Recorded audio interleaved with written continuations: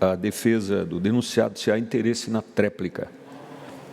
Muito bem. Sua Excelência desiste do direito da tréplica. E, com isso, nós encerramos os debates, as sustentações orais aqui das partes.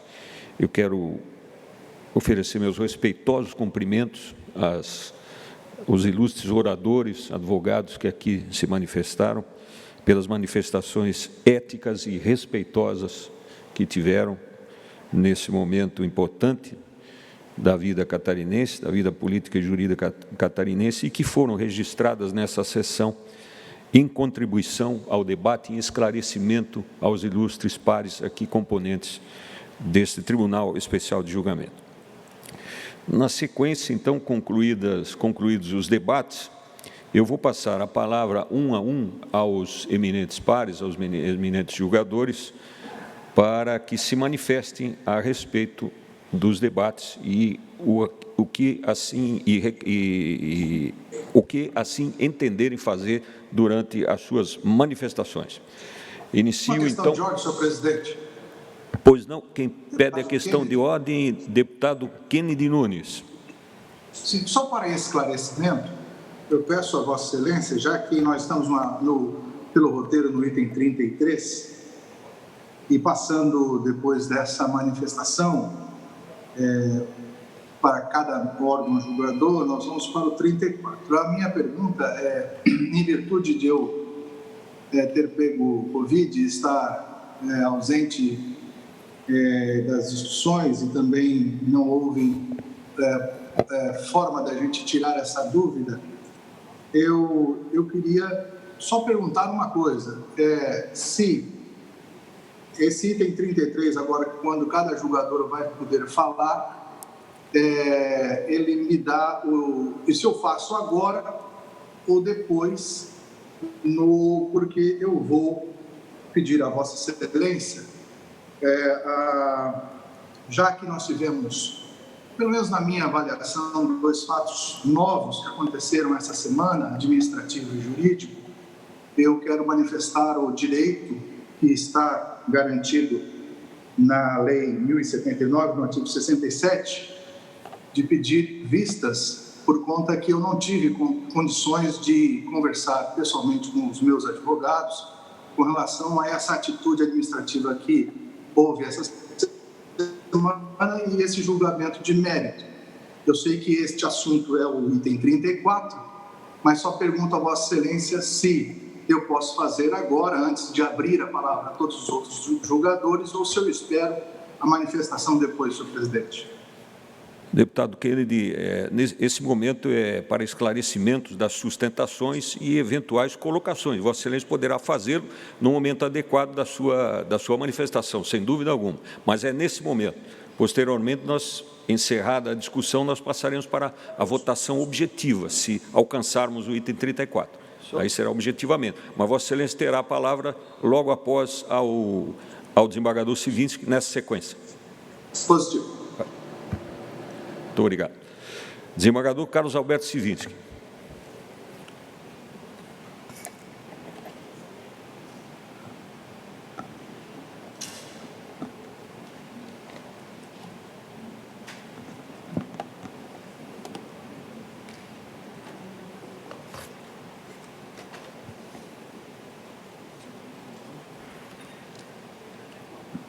Excelentíssimo senhor desembargador Ricardo Wessler, digníssimo presidente do Tribunal de Justiça de Santa Catarina, mais uma vez investido nas funções de presidente deste egrégio Tribunal de Julgamento Especial. Obrigado.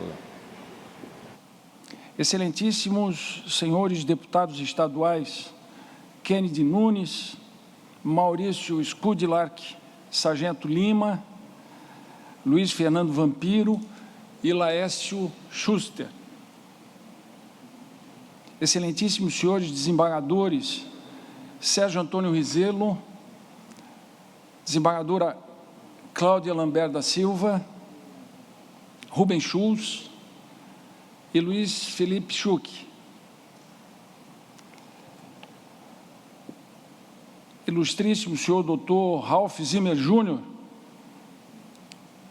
nosso denunciante, excelentíssimos senhores advogados, doutores Péricles Prade, que é do representante, denunciante, também o doutor Leandro Maciel, também cumprimento aqui o doutor Marcos Probst, que é do denunciado. Vossas Excelências provocaram durante os debates grandes reflexões, não só para nós julgadores, mas para todos que, de algum modo, tomarem conhecimento daquilo que está acontecendo aqui. E que só o antagonismo, um debate que só o antagonismo de ideias pode propiciar. Eu cumprimento, sinceramente, Vossas Excelências. Também cumprimento os excelentíssimos senhores advogados, doutor Pedro Ferrari, doutor Rogério Duarte Silva, doutora Sandra Spalt, que tão bem representam a OAB, Seção de Santa Catarina, que tem na presidência o notável advogado doutor Rafael Horn. Cumprimento também as senhoras e senhores presentes, em especial os servidores aqui da Casa, da nossa Assembleia Legislativa, os assessores também aqui da Assembleia Legislativa e os assessores nossos do Tribunal de Justiça, bem como todas as pessoas que nos acompanham por meio dos sistemas de transmissão audiovisual. Em primeiro lugar, senhor presidente, eu externo a todos a honra pela oportunidade de participar deste momento histórico e de ampla importância para a democracia do Estado de Santa Catarina. E rogo a Deus muita sabedoria e serenidade para continuar a exercer com dignidade e respeito a nobre função que me foi delegada pelo Pleno do Tribunal de Justiça de Santa Catarina. Depois, esclareço que o presente julgamento apura a responsabilidade do senhor governador do Estado de Santa Catarina sobre eventuais irregularidades na concessão administrativa da verba de equivalência salarial entre os procuradores do Estado com os procuradores da Assembleia Legislativa.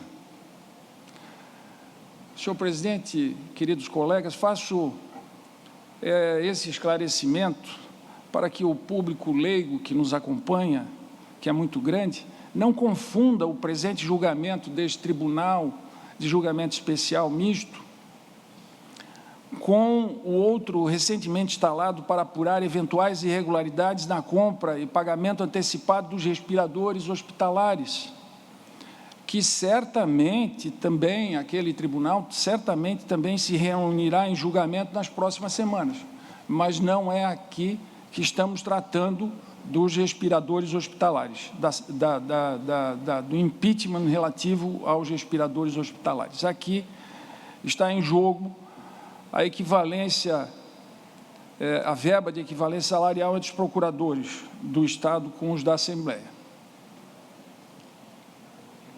Aproveito também para registrar meus cumprimentos aos nobres colegas deste colegiado pelos brilhantes votos exarados quando do recebimento da representação, dos quais, após leitura atenta, pude afinar e aprofundar ainda mais minha compreensão sobre os fatos e a matéria ora analisada. Pois bem, senhor presidente, em atenção e respeito ao rito que ora se segue, no qual se oportuniza aos membros deste tribunal espaço para a discussão das teses levantadas, exceto que as manifestações devem se restringir à obtenção dos esclarecimentos a posterior formulação de respostas, sejam elas negativas ou positivas, sobre os pontos que serão colocados na sequência para a deliberação. Portanto, serei breve em minhas ponderações.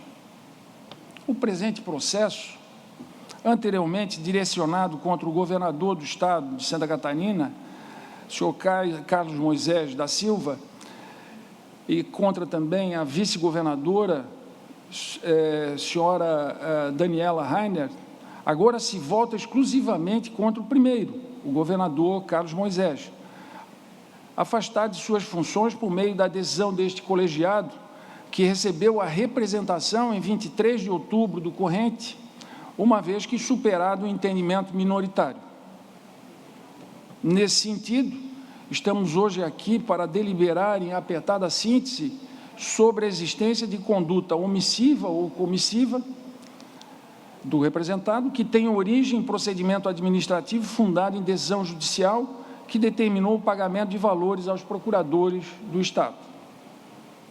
Ao me debruçar sobre a questão, quando do recebimento da representação, aproximadamente um mês aí atrás, em especial sobre o primeiro ponto, referente à existência de conduta omissiva dolosa, decorrente de suposta inércia para a adoção das medidas necessárias à suspensão do pagamento da verba de equivalência em favor dos procuradores do Estado, concluí que o procedimento do processo administrativo seguiu as formalidades previstas na Lei Estadual 14.275, de 2008, e a despesa fora ordenada pela autoridade competente. Adiante, considerei também que, em análise do panorama existente na época, não existiam razões suficientes para denotar uma necessidade imperiosa de suspender a verba, e ainda que a atuação do representado foi harmônica com as conclusões de diversos membros e setores do órgão responsável para exercer as funções de consultoria e assessoramento jurídico e controle interno do Estado. Em seguida, ao me deparar com o segundo ponto, referente à conduta comissiva, pela defesa realizada no primeiro processo de impeachment, no qual teria encampado o ato de pagamento acima mencionado, destaquei que a manifestação se deu como forma de exercício das garantias constitucionais do contraditório da ampla defesa. Aquela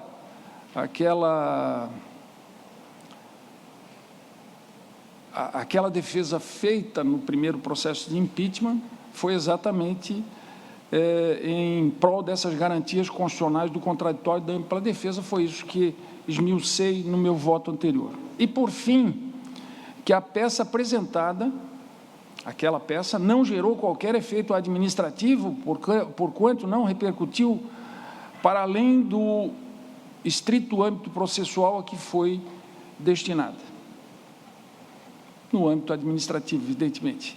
Após lançar minhas conclusões no sentido do arquivamento da representação pela ausência de justa causa em relação às acusações, que, como já dito, foram superadas pela maioria, nova realidade se apresenta e é sobre ela que os debates ora travados devem ser considerados. Ou seja, a divisar não mais a existência dos requisitos para o recebimento da representação, mas a identificação das condutas imputadas ao representado, o senhor governador do Estado, Carlos Moisés. Porém, o que se verificou até então, por meio de acurado estudo dos presentes autos e atenta observância à narrativa aqui trazida pelos nobres causídicos nessa discussão de hoje, nessa brilhante discussão de hoje, bem como ao longo dos debates, é que a suposta conduta omissiva imputada ao chefe do Poder Executivo estadual deu-se, basicamente, por deixar de adotar as medidas necessárias a impedir dano ao erário, fruto de pagamento supostamente indevido aos procuradores do Estado.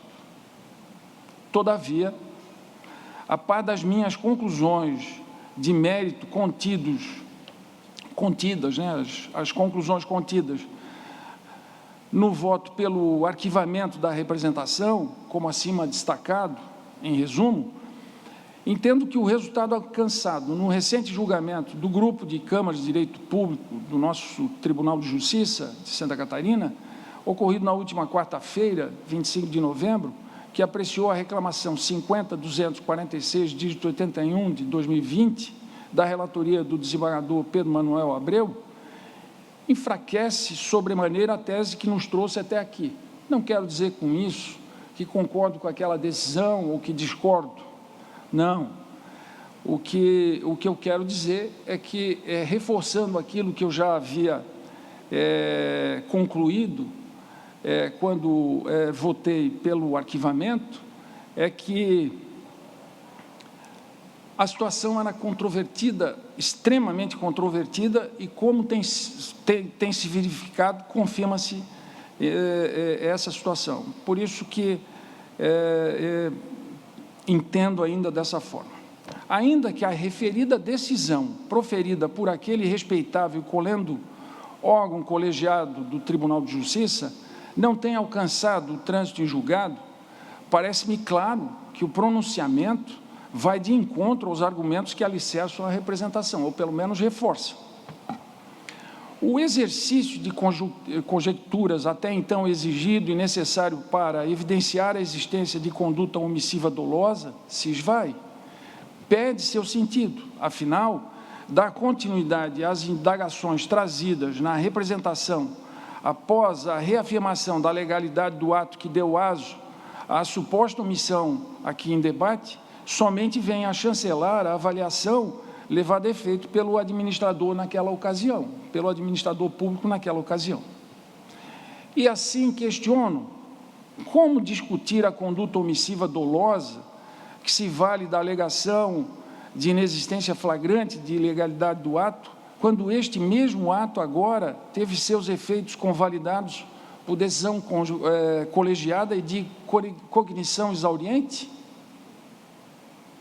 Em suma, após análise de todo o arcabouço legal e probatório, verifico que não foram apresentadas evidências da ilegalidade do procedimento administrativo, pode-se concordar ou discordar dele, nem demonstrada a debilidade das ações adotadas pelos agentes políticos para diagnosticar e avaliar a regularidade do ato atacado, que, ao final, foi reconhecido pelo órgão colegiado, como já mencionado, e tão debatido aqui. Logo, é necessário dizer que a omissão e, sobretudo, o ânimo subjetivo esperado para o reconhecimento da ilicitude não encontra amparo em nenhum dos elementos que compõem os presentes autos, no meu sentido.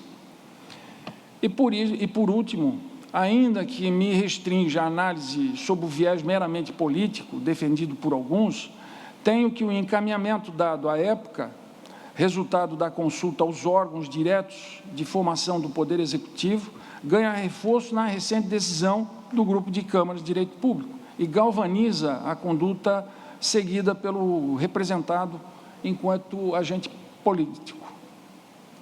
Como disse, senhor presidente e eminentes pares, pretendia ser breve e, dessa forma, encerro minhas colocações, dando-me por satisfeito acerca das informações necessárias à manifestação do meu voto que virá a seguir. Assim, agradeço a atenção de todos e retorno a palavra ao senhor presidente deste Tribunal de Julgamento Especial para a continuidade dos nossos trabalhos. É o que eu tinha a dizer, senhor presidente. Muito obrigado, desembargador Civinski.